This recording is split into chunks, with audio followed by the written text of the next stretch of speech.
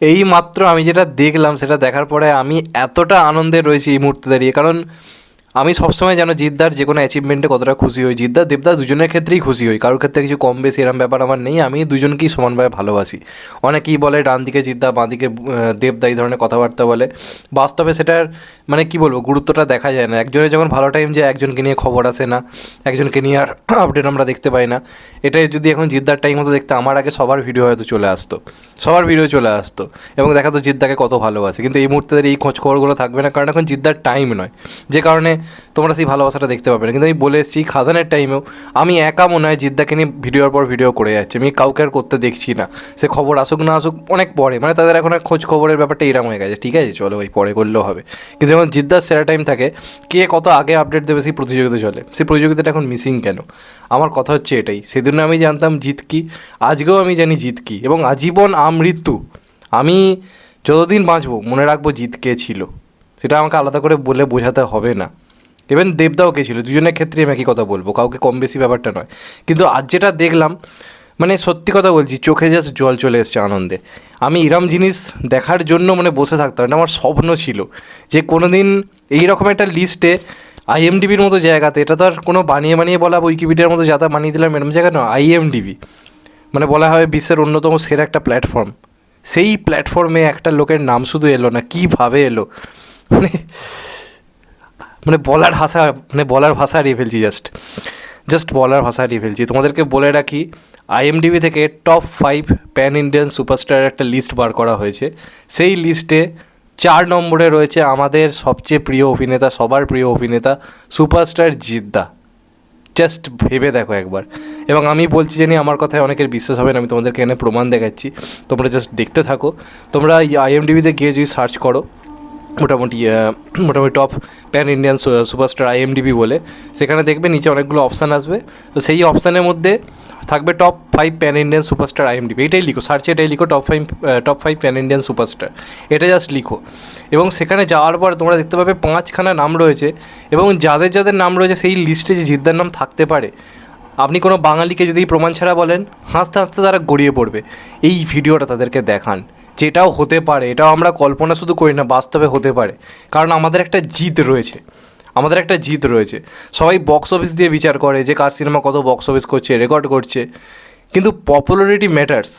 আজকে যখন ঋত্বিক রোশন প্রায় অনেক দিন পরে তো একটা কামব্যাক করলো, ফাইটার কি বিরাট বড় হিট হতে পারলো? তার মানে কি ঋত্বিক রোশন একটা ফ্লপ স্টার? তার সেই ক্যাপাবিলিটি নেই, তার সেই মানে অডিয়েন্স হারিয়ে গেছে, যে সে একটা গাদার 2 এর মতো 500-550 কোটি বক্স অফিস দিতে পারলো না, মানে সে একজন খুবই মানে ফ্লপ হিরো, তার সেই পপুলারিটি নেই? এরম ব্যাপারটা তো নয়, তাই না? সবটাই নির্ভর করে নিজের পপুলারিটির ওপর। বাংলাতে জিদ্দার পপুলারিটি কতটা সেটা আমরা সবাই জানি, শুধু মানুষ বক্স অফিস দিয়ে বিচার করে করে বলতে শুরু করে দেয় যে পপুলারিটি নেই, কোথায় আছে কি না। আর আমাদের মিডিয়াকে তো জানেন, এদের মতো দালাল মিডিয়া তো পৃথিবীতে কোথাও নেই।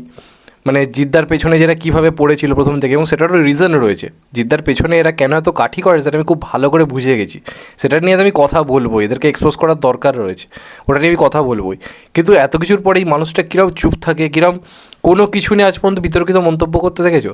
এবং এই যে টপ 5 সুপারস্টারের মধ্যে কারা কারা আছে, আল্লু অর্জুন, রামচরণ, প্রভাস, ইয়াস মানে রকিং স্টার ইয়াস, সেই লিস্টে জিদ্দার নিজের নাম করেছে। এখানে একটা থালাপতি বিজয়ের নাম কিন্তু নেই।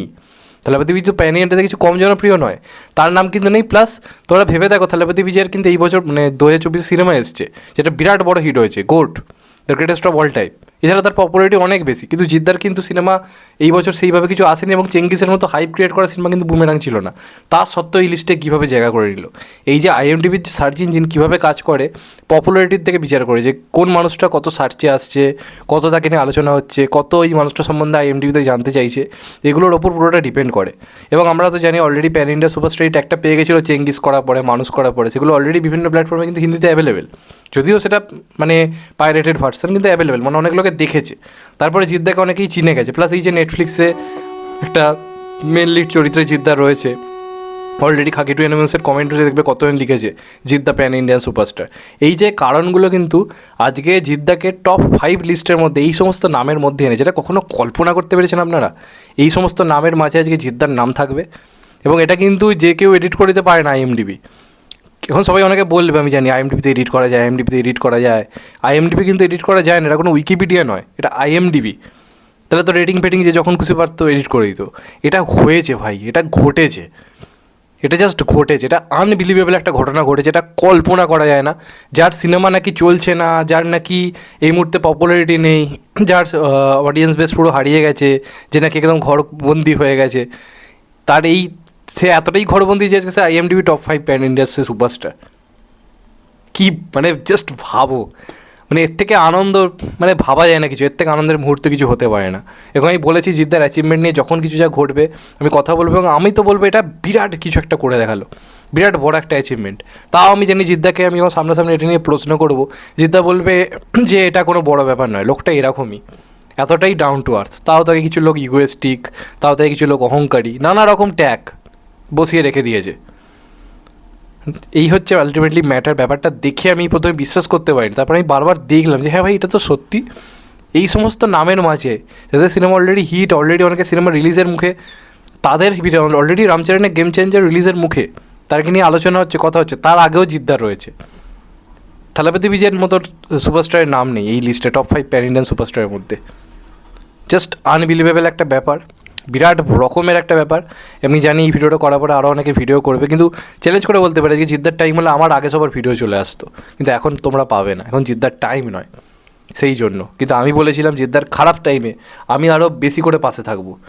আমি কিন্তু জিদ্দার যে বিরাট বড় ফ্যান তা কিন্তু কখনোই নয়। অনেকে বলে তুমি তো জিদ্দার ফ্যান, জিদ্দার দেবদার কিন্তু আমি ফ্যান নই, আমি দুজনকে ভালোবাসি। ফ্যান আমি অক্ষয় কুমারের ডাই হ্যাড ফ্যান বলতে যাবো, জিদ্দা দেবদাকে আমি ভালোবাসি, রেসপেক্ট করি, দুজনকে সমানভাবে, কাউকে বেশি বা কাউকে কম নেই। এই একই ঘটনা দেবদার সাথে ঘটলে আমি দেবদাকে নিয়ে আজ ভিডিও করতাম।